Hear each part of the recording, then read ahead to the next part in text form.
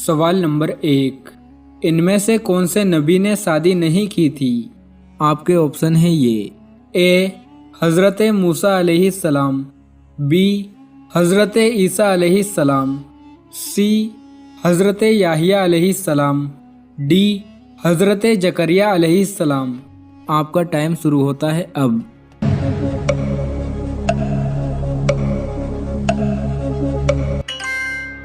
सही जवाब है बी, हज़रत ईसा अलैहिस्सलाम ने शादी नहीं की थी। सवाल नंबर 2, क़यामत के दिन अल्लाह का अर्श कितने फरिश्तों ने उठा रखा होगा? आपके ऑप्शन है ये। ए 4, बी 7, सी 8, डी 11। आपका टाइम शुरू होता है अब।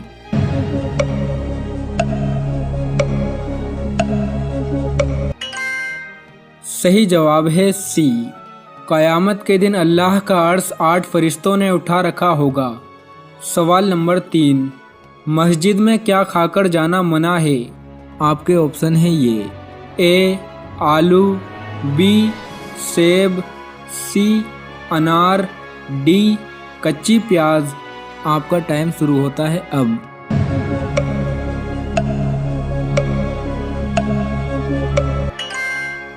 सही जवाब है डी, मस्जिद में कच्ची प्याज खाकर जाना मना है, या कोई भी ऐसी चीज़ जिसे खाकर मुंह से बदबू आए। सवाल नंबर 4, किस जंग में हुजूर करीम सल्लल्लाहु ताला अलैहि वसल्लम के दांत मुबारक शहीद हुए थे? आपके ऑप्शन है ये। ए जंगे खैबर, बी जंगे उहूद, सी जंगे खंदक, डी जंगे यमामा। आपका टाइम शुरू होता है अब।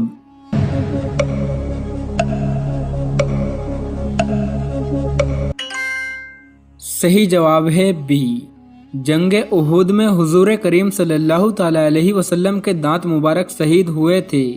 सवाल नंबर 5, बिल्ली का झूठा खाना कैसा है? आपके ऑप्शन है ये। ए हराम, बी मकरूह, सी मुबाह, डी तीनों नहीं। आपका टाइम शुरू होता है अब।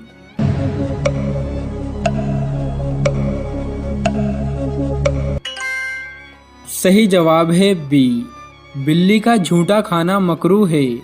सवाल नंबर 6, बच्चों की परवरिश पर किसका हक है? आपके ऑप्शन है ये। ए माँ का, बी बाप का, सी दादा का, डी दादी का। आपका टाइम शुरू होता है अब।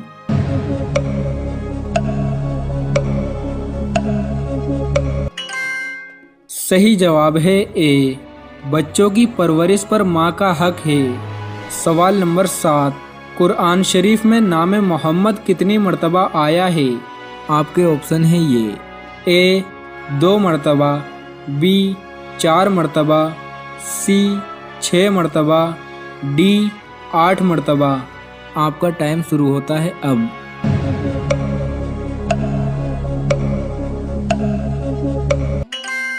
सही जवाब है बी, कुरान शरीफ में नाम मोहम्मद 4 मर्तबा आया है। सवाल नंबर 8, कौन से नबी ने हज़रत मलकुल मौत की आंख फोड़ी थी? आपके ऑप्शन है ये। ए हज़रत मूसा अलैहिस्सलाम, बी हज़रत ईसा अलैहिस्सलाम, सी हज़रत याहिया अलैहिस्सलाम, डी हज़रत जकरिया अलैहिस्सलाम। आपका टाइम शुरू होता है अब।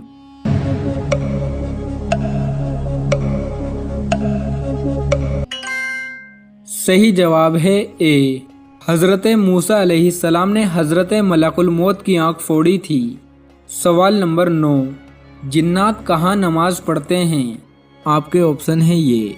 ए पहाड़ में, बी मिट्टी में, सी घास में, डी पानी में।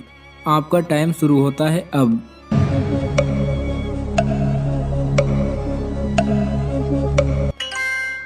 सही जवाब है सी, जिन्नात घासों में नमाज पढ़ते हैं। सवाल नंबर 10, जन्नत में दाखिल होने वालों की कितनी सफ़े होंगी? आपके ऑप्शन है ये। ए 70, बी 80, सी 120, डी 140। आपका टाइम शुरू होता है अब।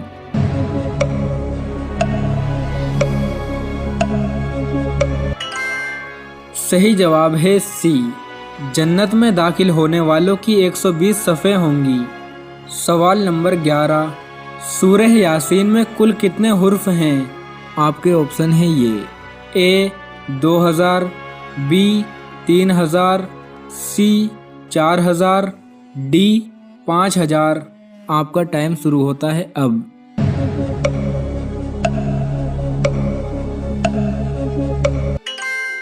सही जवाब है बी, सूरह यासीन में कुल 3000 हुर्फ हैं। सवाल नंबर 12, किस कौम के लोग 100 गज लंबे थे? आपके ऑप्शन हैं ये, ए कौम आद, बी कौम लूत, सी कौम शाबा, डी कौम समूद। आपका टाइम शुरू होता है अब।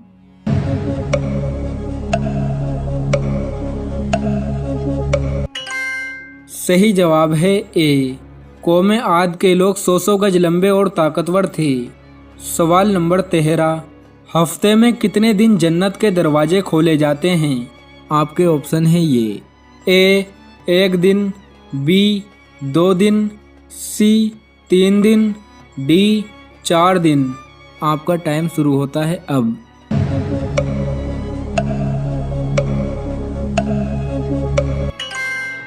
सही जवाब है बी, हफ्ते में 2 दिन जन्नत के दरवाजे खोले जाते हैं, पीर और जुमेरात को। सवाल नंबर 14, कौन सा बादशाह हर साल अपने हाथों से कुरान शरीफ लिखता था? आपके ऑप्शन हैं ये, ए अकबर, बी हुमायूं, सी सुल्तान महमूद गजनवी, डी तीनों नहीं। आपका टाइम शुरू होता है अब।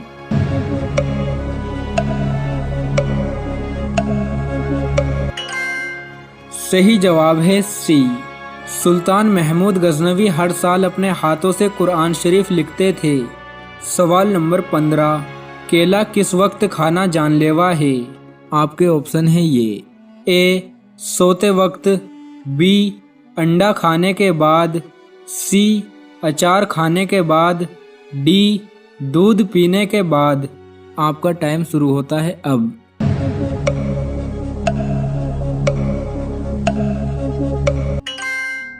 सही जवाब है सी, अचार खाने के बाद केला खाना जानलेवा है। अचार के अंदर जो सिरका होता है और केले के अंदर जो पोटेशियम पाया जाता है, ये दोनों मिलकर जहर का काम करते हैं, जिससे आपकी जान भी जा सकती है या आपको माइग्रेन जैसी खतरनाक बीमारी हो सकती है। कुरान शरीफ में हज का जिक्र कितनी मर्तबा आया है? आपके ऑप्शन हैं ये, ए 7 मर्तबा, बी 9 मर्तबा, सी 11 मर्तबा, डी 17 मर्तबा। आपका टाइम शुरू होता है अब।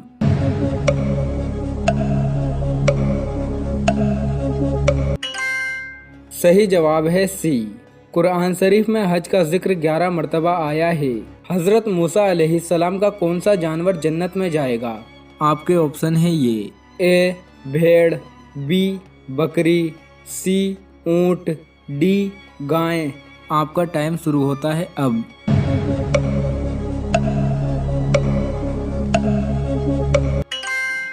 सही जवाब है डी, हजरत मूसा अलैहिस्सलाम की गाय जन्नत में जाएगी।